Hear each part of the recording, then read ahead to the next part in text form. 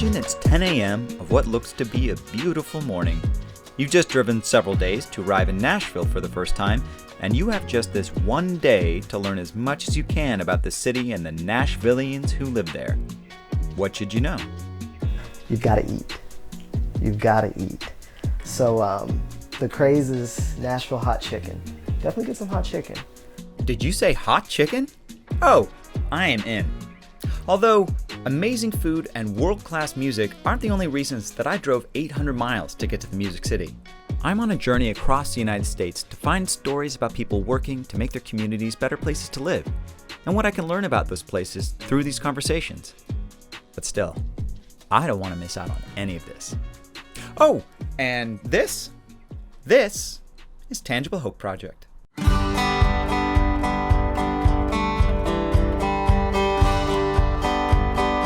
At first glance, Nashville to me seems like a pretty straightforward place, which could be summed up as the home of honky-tonk and hot chicken. Am I right? There's a lot more to Nashville than just Broadway and the honky-tonks. I think that's what I'll tell you. I would say there's a vitality to Nashville, kind of a creative energy.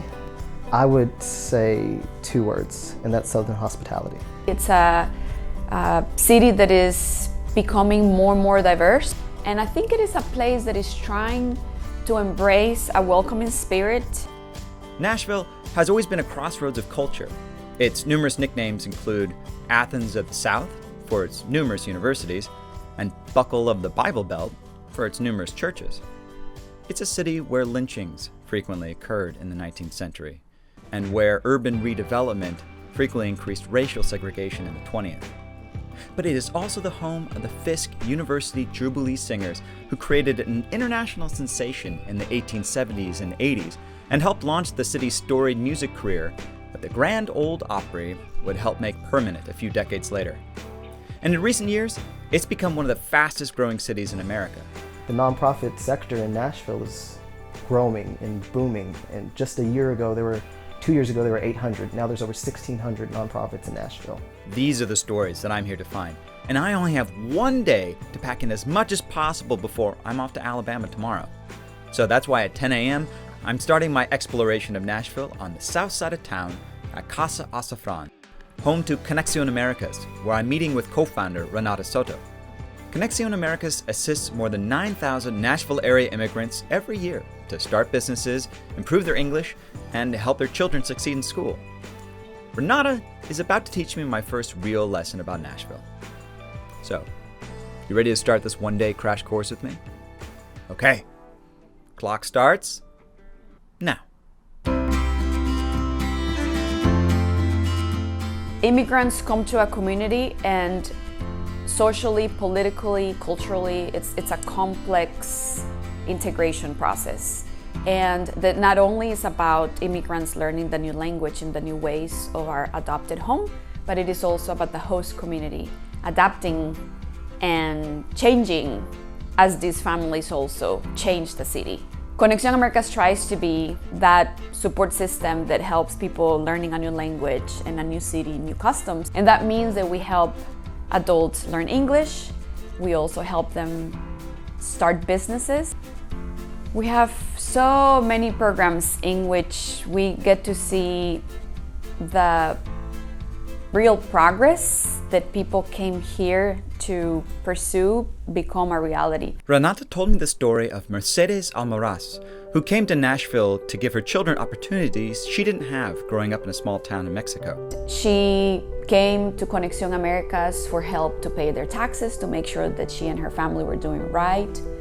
She and her husband took the class for small business owners. They were able to buy a house through our homeownership program and claim their own piece of land and their roots right here in Nashville. Mercedes also wanted Conexión Americas to create a program to help immigrant students and their parents navigate the public school system.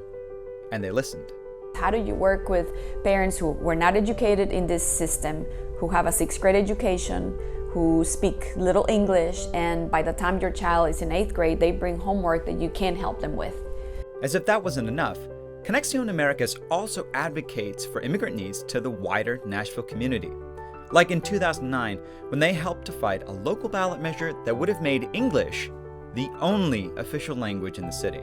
So my first lesson about Nashville is that it's a place that's undergoing rapid cultural changes, and a place where cultural history and legacy runs deep. There are many people that reject seeing Nashville changing. There are many people that reject Tennessee becoming a more diverse state. And so our work in advocacy and policy, both in the private sector and the public sector, is important because we need to make sure that the stories of these families, why they came here in the first place, the reasons that opportunities back home or lack of pull them to come here, and the dreams that they bring and the challenges that they face once that they're here. There's so much more about Conexión Americas that I want to tell you. But the clock is ticking. I have to dash across town to my next interview. It's with Will Acuff, the co-founder of Corner to Corner, a faith-based nonprofit that he started with his wife, Tiffany Acuff. And Corner to Corner provides programs and services to underserved Nashville communities. And Will gave us a tour of the converted school that houses Corner to Corner's offices, as well as 20 other programs. This used to be an elementary school, and then they said, we're going to build a new school. What can this be? And it became the Magruder Family Resource Center. So it's still a community hub, but then small, scrappy folks like Corner to Corner live out of here and do work both in North Nashville and all over the city. Miss Jackie, is there one thing you would say this is what makes the Magruder Center special? Helping people pay bills, financial, food, give clothes. We help the kids during Christmas time. We do back to school uniforms. So we pretty much have a lot going on at Magruder. So we're about to have a kitchen. Academy, right? Yes, that's one of my favorites. This is the room we use for our entrepreneurship program called the Academy, 10 weeks to plan, start, and grow your own small business. All with the idea of Silicon Valley is great. We need high growth kind of companies, but that's not the only economic engine in America. And we also really need to grow our neighborhood small businesses. And so we have those classes here and at 4 other sites around the city. To date, the Academy has graduated 149 new local entrepreneurs, with the aim to help create a sustainable economic future for their family and community. It also reflects Will's intention to bring together people and ideas from different economic and cultural backgrounds. Literally, the name Corner to Corner came from bringing the CEO's corner office right together to the dealer's corner, which is his office, and saying both have something to give and both have something to receive that will improve both of their lives. We just launched a new program called Script to Screen this summer, where we had kids watch Black Panther, then read the script to see that this started as reading and writing, and to kind of draft off their love of movie and try to put some of that over here on reading, right? And so we launched that program, and then we worked on their own stories, turned those into scripts, and then we brought in some friends who are better at filming than we are with our iPhones, right? And we turned it into their own short movie. And then we rented a red carpet and a popcorn machine and invited everybody in the city to come on out. And we packed that rec center out. And this is a place that's traditionally not diverse, right? And suddenly this is the most diverse night that I've ever seen at the rec center since I've been there, since 2011. For us, we're a faith-based nonprofit, but we really are trying to change the narrative that we feel like we've seen a lot in the Southeast, which is something like Christians only care about you to get a notch on their Jesus belt. And so we're trying to say, cool, we want to meet you where you are and love you and walk with you for years. And if you ever want to know what motivates us and what's going on with us, we've got this other thing over here, and we take that seriously, but by no means is that an upfront component of anything we're doing, because we're here for you, period. You're not a project to us, you're a person. I got the sense talking to Will that he sets more programs in motion in a week than I could in a year, and all of it out of the corner of reclaimed public space. So, my second lesson about Nashville. Every place in this city has its own story and history, and people are activating these places in new ways. The only real historical food that's native to Nashville is hot chicken, but I get some hot chicken and I find out the apocryphal story of how that all started. The tale I'm told was it was punishment from a wife who said that she thought her husband was cheating on her, so she was going to mess with him and turn his fried chicken into this insanely hot dish that actually melted his tongue off, right, was the goal. But then he loved it so much it became, a weekly dish, and then became a restaurant or two, etc. I'd get some hot chicken. I'm a vegetarian though, by the way, I should say. Yes! I almost forgot about the hot chicken. But food will have to wait until after we sprint back to the south side of town to Rose Park Middle School, where we caught up with Bookham at one of their on-site book rooms. Bookham is an organization, a nonprofit that brings books and positive literacy experiences to kids in Nashville. We're about to be on our 30th year, have our 30th anniversary coming up. Started with 4 women who just recognized that there were leftover books and there were kids who didn't have books in their homes, and it's grown to where we're about to give over 100,000 books this year to kids in Nashville. This year we'll probably be serving 4,500 in 17 different elementary schools, all high need populations, schools where they may not have a lot of material possessions, but they have great hearts, they have families who care about them. They just may not have had the same privileges. So how can we help provide books that they can be proud of, that they feel like they're their own? Because if you don't own books, how do you identify as a reader? The beating heart of Bookham is the army of paperback-wielding volunteers that they place in classrooms across the city. Last year we had 214 volunteers. This year I think we'll have about 230, 240. Which brings me to my third lesson about Nashville. People here take the Tennessee motto, the volunteer state, seriously. So we're not teaching kids how to read. We are getting them excited about it, featuring and kind of exposing them to great people in the community, like Brenda, who, is a great role model. I became interested in the organization when my daughter, who is 36 years old now, was a first grader at a brand new school in the Antioch area. And they were asking for volunteers to come in and read during Read Me Week. I grew up doing segregation, so there were a lot of things that was not really available to me.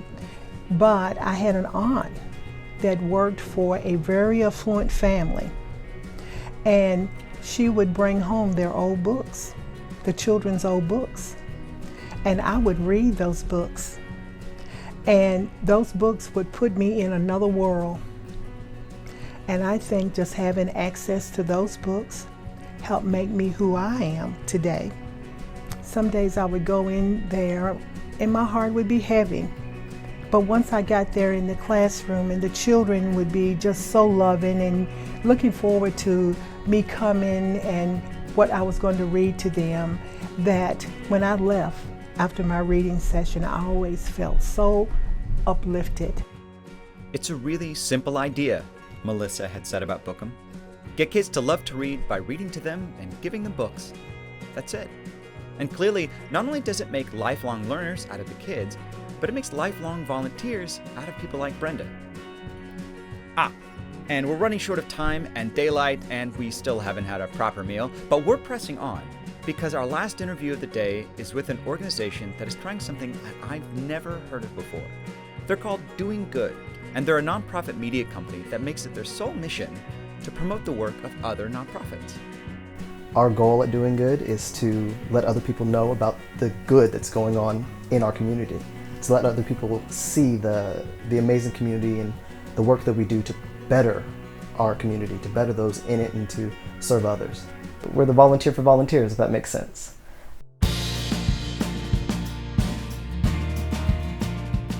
So some of the projects that we do and that we work on are about the promotion and uplifting of other nonprofits.